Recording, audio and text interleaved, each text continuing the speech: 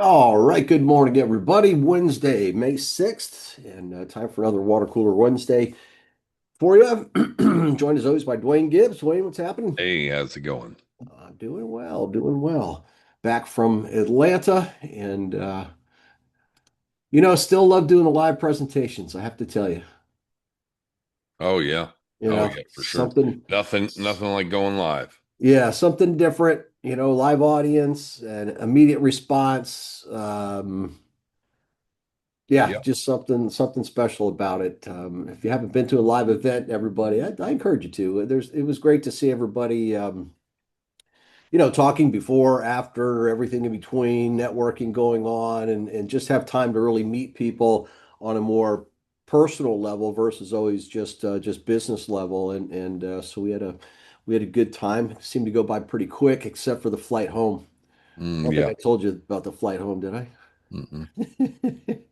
Atlanta, everybody, back to Orlando is less than an hour flight. It's usually like 52 minutes or something like that. So just under an hour. Combination of weather, for some reason, Spirit Airline apparently affected a whole bunch of flights. I fly Delta all the time. Delta is Atlanta's a major hub for Delta, so that was no issue. Breezed right through, pre-check, pre-qualified TSA, all the normal stuff from traveling so much. And then we proceeded to sit there for about 8 hours. Wow. The whole trip, by the time we left the hotel and got back to our house, was 10 hours. Could have drove faster. From Atlanta, it's like, what is going on? I can't imagine how Spirit Airline affected Delta, but I don't know. It was beyond me. But anyhow, we made it. We had a good trip, and we'll be looking forward to doing another one. But we came back. We got really busy again in the process of getting some deals closed. So I thought today what we would focus on a little bit instead of the acquisition side, it's what do you do right before you close on these things, and what do you do right after? Because as a note investor, you're not finished. A lot of real estate investors, once they get to the closing, they're kind of like, okay, we're done. Things are recorded for us. Things are, taken care of. The title company does this, that, and the other, and all we have to do is get to the house and renovate it or start marketing it or whatever it is that you're doing. In the note space, that is not the case. Our closings are much easier, quicker, less complicated than a real estate transaction because for the most part, when we close on a note, there's only two documents that have to be signed, and they're only signed by the note seller, and that's the assignment of the security instrument, whatever that might be, mortgage, deed of trust, or land contract. And then there's the launch of the note. And that's usually it. Sometimes, well, if it's a contract for deed, you're going to have a quick claim deed in there also. But again, that's just one other document that needs to be signed by the seller. So it's very simple to get these things closed. The electronic signatures and all that sort of stuff make it easier today. But we're not finished as real estate investors because you're not going to start collecting payments until you get that thing boarded. And if you don't have all your paperwork in order to get it boarded, you don't want to be put into a situation where you're dependent upon the note seller to send you additional documents after a closing. Mm. I can just tell you from my experience that once they get their money, the note seller does, and they've signed their Mm. documents over to you, they're done. That deal is out of their mind. They're moving on. So if you haven't collected the social security number of the borrower, if you don't have the contact information of the borrower, phone number, email, that sort of stuff, the servicing company is going to give you a lot of pushback saying we can't board this unless you have that information. So where are you going to get it? You might get lucky and find social in the paperwork, but it's not always there. You might be able to get on the internet and search and try to track the people down and get a phone number. But again, you're putting yourself in a rough position because you don't have that information. And I've had it happen to me before where I reach out to a seller just saying, hey, by the way, I guess we forgot to get this information from you. Can you send that to us? And you get crickets. You get nothing. They're just like, they're done. They got their money. So there are some things that you've got to be prepped for. So that way, if you understand the whole process, of this, you won't get caught in that situation where you just forgot to gather some information that's going to be necessary for boarding and recording processes here. Excuse me. So I'm going to kind of build a presentation live with you here, going through this process for you, and I'll start with the before the closing process here, right? So before the closing, but after you have it under contract, that's when you got to think in terms of BPO and title. So if you don't know what a BPO is, it's broker's price opinion, and of course you want to get a title report. This, in my mind, should be your default position. Especially if you're new.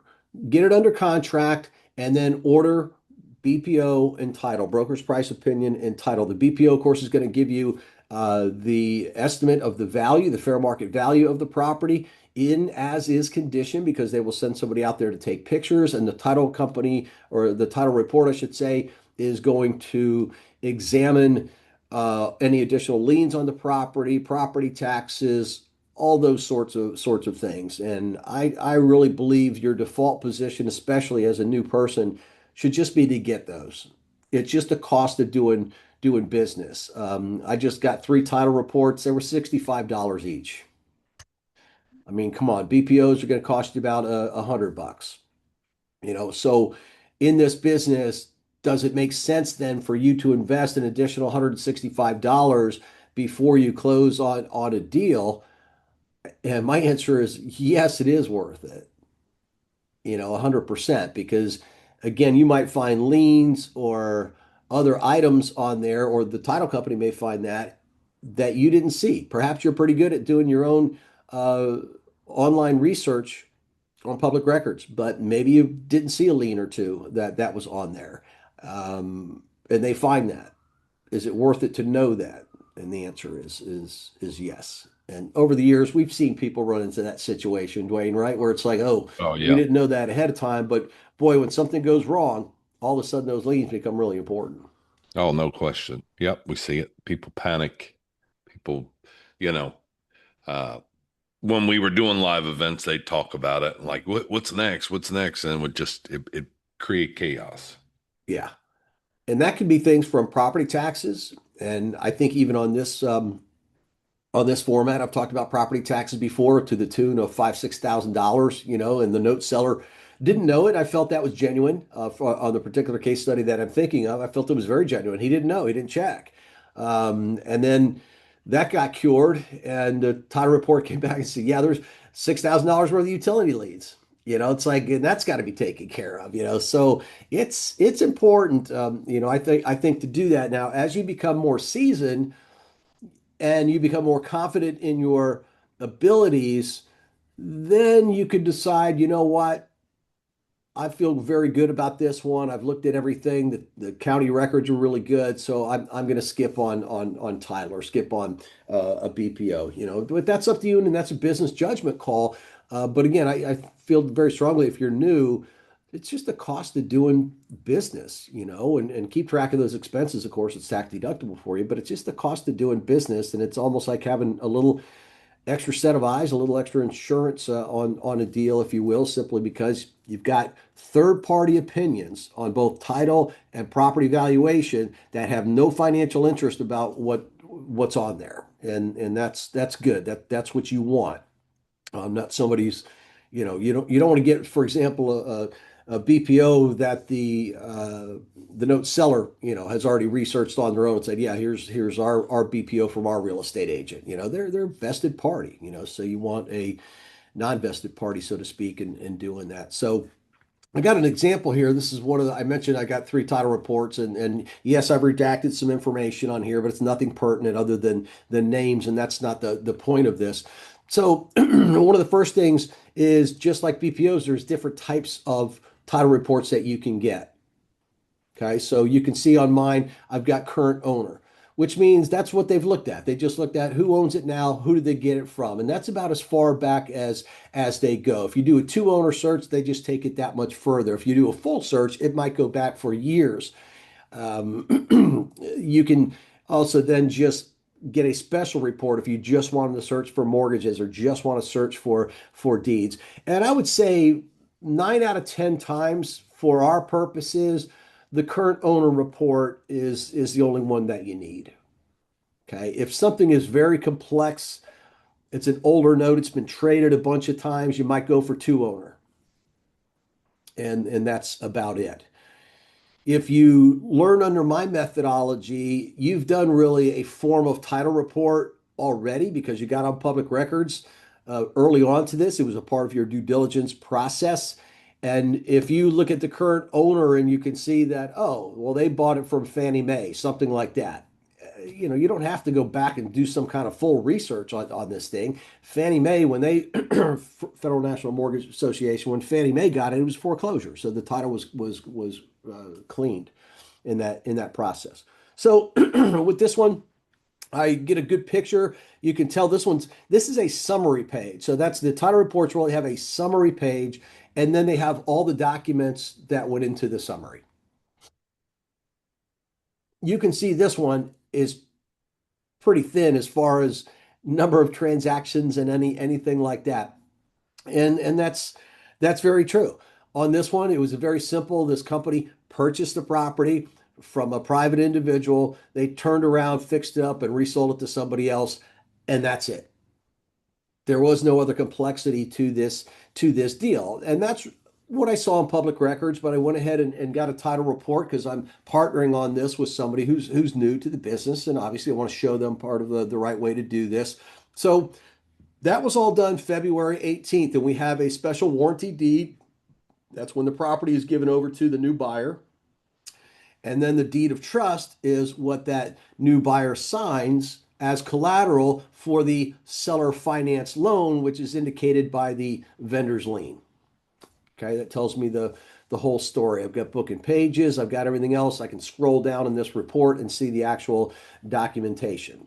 And I saw all that already online. What I didn't see online was down here.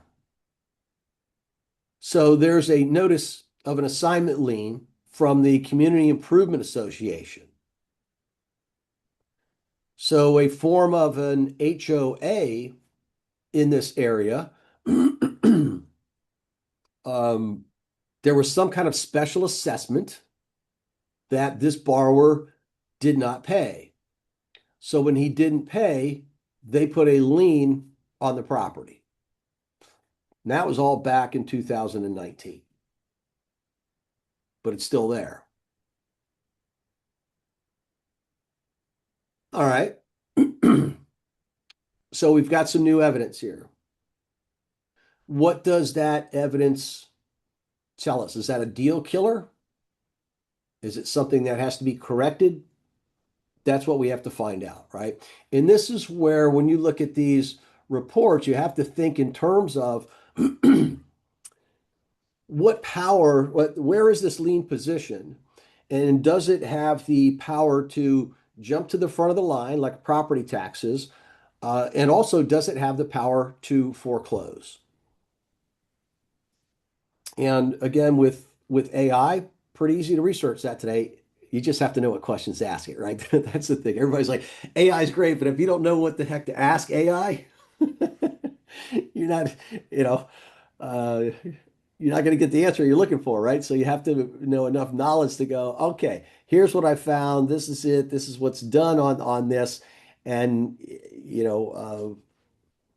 do they have the right to, is this considered a super lien? Does it jump to the front of the line? Does it have the power to foreclose? That sort of thing. And one other thing I'll get into in a minute. So HOA liens can be tricky.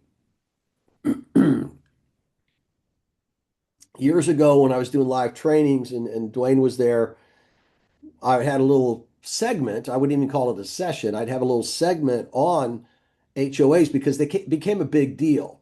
When we had a lot of foreclosures and everything going on, these HOAs were getting the property values were going down because there was a lot of pre-foreclosures and people weren't cutting their lawn and weren't maintaining the houses. So inevitably it drives down the value in the entire neighborhood. So the HOAs petitioned the federal government and they were granted super lien status on a state by state basis.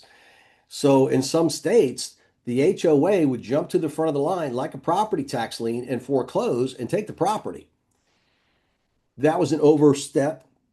That was something that shouldn't have happened because imagine you've got, and there were cases of this. You've got the 70-year-old woman who's widowed and living in the house and struggling and not able to pay the HOA bills, and then 2 years later they take her house from her that she thought she owned free and clear, and they take it, for a measly $1,000 on HOA fees or something like that. So it is something, and it's something especially if you're dealing in condos, which is one of the reasons I don't buy typically night notes on condos. I don't know that I've ever done a condo note because of these things. I mean, I'm here in Florida, and Dwayne formerly was in Florida. And even when you were in Florida, Dwayne, HOA fees were always something you had to look at. I mean, for some people, it was half of what your mortgage payment was, so it was a significant cost. Today, HOA fees plus insurance is more than people's mortgage payment. No question. No Have, question. have you seen the news on that? In the condos here in Florida, it's insane. So many people are having to sell their condos at a loss these days because of HOA and property insurance. So it is something of significance that we have to look at. Now, this is in Texas. Okay. In Texas, yes, HOAs do have the power to foreclose. Okay, so they are granted that by state law, but they do not go in first position. They fall behind. Mm. Okay, so what does that really mean? So if I were to buy this loan, which we're going to do, by the way, when I buy this loan, that HOA lien is behind us. Okay. It doesn't go anywhere when I buy this loan. It stays there because I'm just assuming I'm not changing the deed or anything like that. I'm just buying the loan on this one. So this HOA lien of $192.40 is still going to be there, but does it affect me in first position? And the answer is no, um, because it doesn't jump in front of me, so it doesn't supersede me, but does it still have the power to foreclose? And the answer is yes, but it would be closing from second position because there's no other liens on If this. if the first goes bad. No, if the first is paying, but this lien goes unpaid, they could foreclose. But E- what's that? mm. Yeah, because they're not being paid. So they can enforce that lien, but the problem is they would have to pay off the first loan in full. Right, right, Yeah. right, right. Yeah. Yeah, So they're not going to do yeah. that over 192 bucks. That's right. That's right. That's And right. plus the HOA, it's going to cost them in Texas $2,500 to foreclose. To try to get $192.40 in debt doesn't make sense, especially when they'd also have to pay off the first loan to truly collect. It doesn't make sense, So when you evaluate the whole thing, you're like, okay, it's there, it's still going to be there. This is obviously something that everybody has forgotten about, but it's just kind of hanging out. So it's not in their best interest to foreclose. So why would they still have this lien on there? Because they're hoping that one of these days the guy sells the house and pays it off in the proceeds. It's $192. Exactly. The third thing we look at is statute of limitations. Okay. HOA liens in Texas have a 4-year statute of limitations. Oh, really? And So it'll after fall four off. years passes, they no longer have the right to foreclose. It Hmm. doesn't go away. Oh, it doesn't. No, it doesn't go away on that. It still could be collected, but they lose that ability to foreclose and enforce it. Hmm.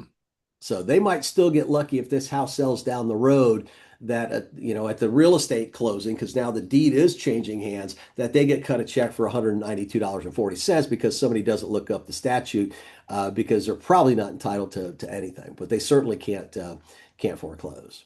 Hmm. So the title report brought this to the attention, and then you go back and you research and you go, well, how does that affect me? And in this case, what's the risk? It's past the statute of limitations. It's behind us. It has no power to foreclose. Could care less about it.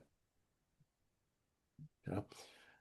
So when you get those reports and you don't understand something, that's where you need to have an expert or be able to research it and find out yourself what that means. Okay. If this was a lot more money and it did jump ahead of us and had the right to foreclose from first position, whole different ballgame.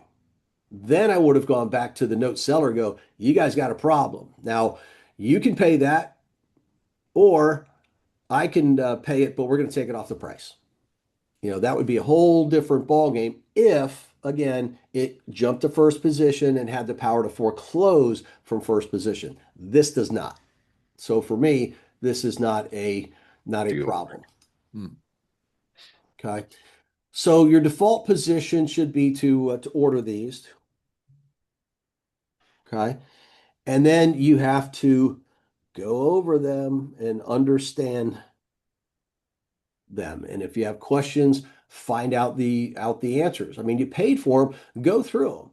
And again, I could show you BPO, but sake of time on this one, I'm not going to go through BPO. Maybe that's something else we'll do on another time. But same thing, I go through that BPO, I look at their comps, I look at what adjustments that they've made to see if I'm comfortable with the value that they came up with as well. So I only do these after they're under contract. Okay. So these are done after we have a purchase sale agreement, but obviously before the closing. So why would I do it at that point in time? Because if we don't have a purchase and sale agreement, I could pay for these documents. So I'm paying, let's say, $165 to get that done, and then the note seller sells it to somebody else. Well, how can they do that? We didn't have it under contract. So they have the right to do it.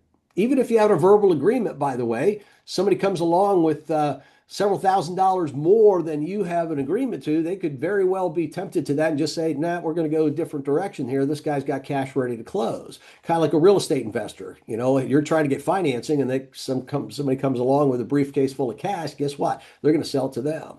So the purchase sale agreement, you want to lock in that deal where they are going to sell it to you subject to your BPO and title coming in with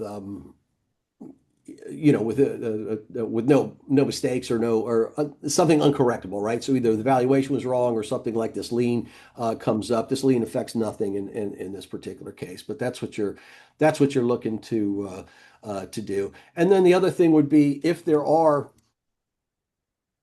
larger mistakes, I'll put negotiate then to correct those.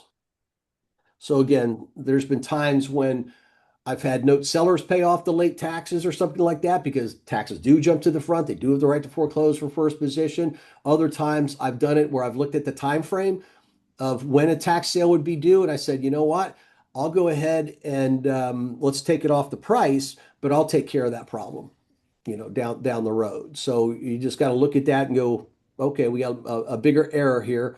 So let's figure out who and when and how that's gonna how that's gonna pay. So that's what the BPO and the title will do for you. And once you've got all of that done, great, everything's cleared up. So the BPO and title should be really your last part of due diligence. You might take one final big look at the overall picture, but the BPO and title that's pretty much your final stage of due diligence. So we started with numbers. If you're following my formula, the simple ratios that we look at. We looked at public records. We gathered documentation from the note seller. And then we had third party verification of certain information. Now we're good to go. And that's the Yep. funnel that brings you down to this closing. So after the closing, I was saying your documents are not automatically recorded. It's 100% up to you to get those recorded. Now you can do it yourself, or you could outsource that to be done for you, but you got to get that process going. So if we start with the the boarding process, Okay, you're doing them really simultaneously, everybody. So it's hard to talk about one without the other because they're really, it's a dance that you're doing on both because eventually the loan servicing company that you're boarding it with is going to need the recorded documents. But in the pre-recording stage, they can get the loan boarded. Okay. And that's what you want to do in the pre-recorded stage. So you're in the process of getting the documents recorded. You're in the process of this boarding process here because you're filling out paperwork to open an account. Okay. If you don't have an account, you're also doing paperwork for each loan if you do have an account. So you've got to get that going. Why? Because ultimately there is this 15-day window that has to be observed. Your title company needs to get that information in process so that the current note servicer can send out their goodbye letter. The new company can send out their hello letter. The other document is if the ownership has changed, the current servicing company has to send out a letter and then the new owner sends out a letter. So that means if it's the same servicing company, in other words, if you're using, let's say, Madison Servicing, the note's already at Madison that you're buying, Madison still has to send out letters because the ownership has changed. And they've got this window in which they have to do it. And they like to meet that window. Okay, let's just put it that way. If it doesn't, it resets some things, and I won't go into all of that. But you need to get that done. So that's why they allowed before you record the documents, you can do the pre-recorded processing to get these things boarded. Okay, so that's why I put boarded first. But again, you're doing them really at the same time. So the recording process is going to come down to can you e-record or is it a mail-in? And this is going to be depend upon the county. Now, you could research that ahead of time or after you close on the loan. You can contact the county and ask them which one has to be done because sometimes they will take e-signatures and sometimes they need the so-called wet signature. And that means they want the actual document that was signed. Okay. And that's the only way that they'll record it. And again, the servicing company is going to be pushing for you to get those documents recorded, but that can take longer than the 15-day window. Okay. So in that 15-day window, start the boarding, get the boarding process going right away, fill out the paperwork, open the accounts, anything that you need to do, get that process rolling. You'll be assigned an account agent and send them the documents that you currently have, the unrecorded ones, so they can start that whole process. Send them the borrower's information, all of that. And then while you're in the process of recording, you can see if it's a mail-in, you fill out the paperwork or you took the paperwork that was originally signed, that was mailed to you after the closing. You're already waiting several days to get that from FedEx. Now you got to take those documents, send them to the county. Okay, so if you FedEx it, or if you UPS, or if you use, we use the what's the just the through the post office, but it's express or something like that. USPS Express. Yeah, something like that. We usually use that with a return envelope again because of the sake of time here. So you can see that that's already starting to eat up some of your time getting it recorded. And if you have mistakes on there on the documentation, they're mailing it back to you. Hmm. Okay, if it's an e-record and there's mistakes, you get emailed back. It's a quicker thing to do. If it's mailed, they send it back to you, which again takes them time to do. So add another 3, 4 days, and you got to fix that mistake. And so it can be a process here because every county's a little bit different. So it's in your best interest to find out what that recording process is. Most counties today will have a step-by-step. Some of them even show you the documents, say leave an inch and a half on the top, leave your margins a half on each side. Make sure you put on there who to send the documents back to, who prepared them. Otherwise, they reject them for seemingly simple stuff like that, but they will reject them. That's Um, crazy, so huh? get in that process, and that's more of the whole business. in my opinion, that this is the more admin side of things. So there are companies that can help you with this whole process. You're going to pay for it. Okay. It's just a matter of, again, a business decision of, am I going to do this myself or am I going to outsource it to a third party that has the experience to do it and pay a cost for that? You know, it's Mm. what it really comes down to. Um, and I have mixed feelings on that. In certain places, like Florida, it's pretty simple. You know, you can do an e-record and the guidelines aren't as stringent. But other places, whew, they're they're tough. They're really strict on stuff. So it's got to be done. So, you know, learn that process as you go through. So once it's finally recorded, you know, you're going to send the recorded documents to the servicing company. They're going to need those.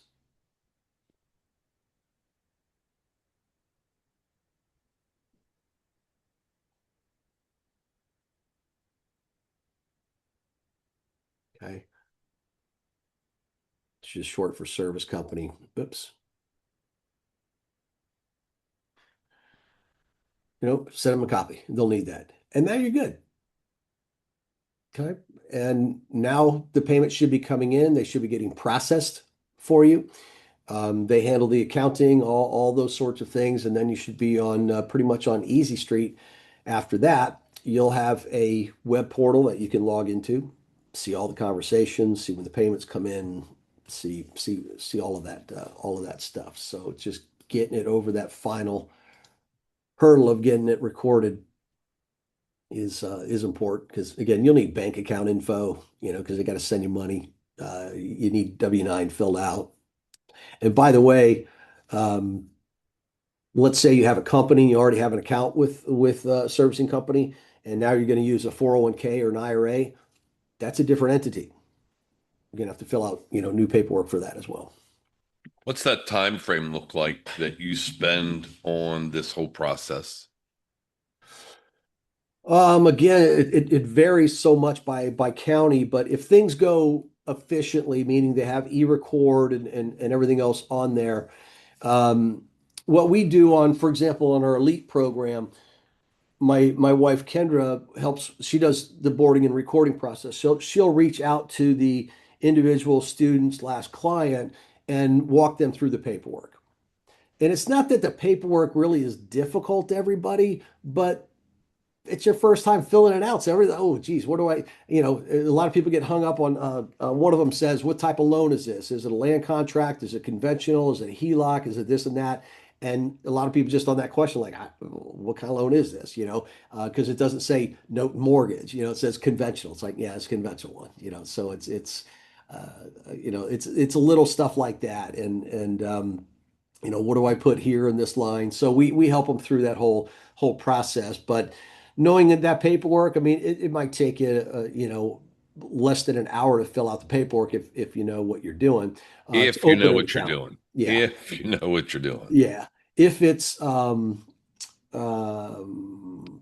and probably an hour's long. Kendra spends probably 20, 30 minutes on the phone with people walking them through it.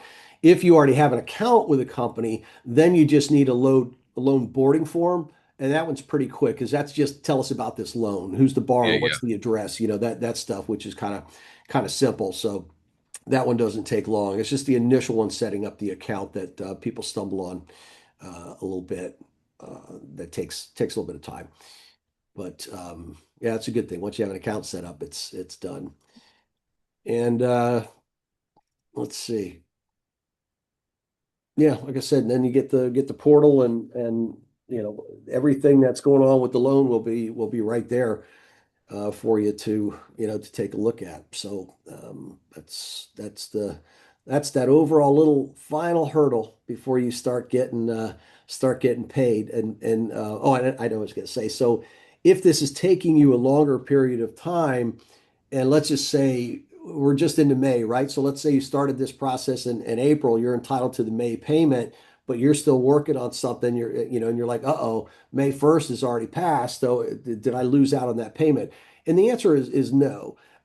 there's something called a cutoff date in the contracts, and the servicing company will hold it because they can't pay you until you filed all your paperwork, and that includes bank account and W-9 and everything else, So until you get that in, they'll just hold the money, and once you get that information in, then they can forward that to you. Cool. So Good that's lesson. yeah, that's the admin part of the business. It's not the most fun part. Um, but if you want to get paid, uh, it's important, obviously that you get that done. So let's see, 10:35. So good deal. So yeah, hope you all enjoyed that and we'll put together another lesson for you for next week. You want to rebroadcast this or see a rebroadcast, check out the YouTube channel. So just go to YouTube, search my name, Kevin Shortell, and you'll find the channel. Just subscribe to that so you don't miss any episodes. Also rebroadcast this on X. I've had more requests for that, so I will do that today as well. And also, the audio is rebroadcast on the podcast, Real Estate Without Renters. So you can check that out as well. Also, visit the website, kevinshortell.com. There's a link on there when you look at what products and services that we have as you're exploring the website. And you'll see a link on there to schedule a call with Dwayne. And for those who really want to do this business or take it to the next level, we've got programs that can help all of you with that. That's it. You covered it all. Got I didn't have to it? say anything. Okay, cool. All right. Very good. Okay, everybody. Until next week, we'll see you again real soon. Bye now.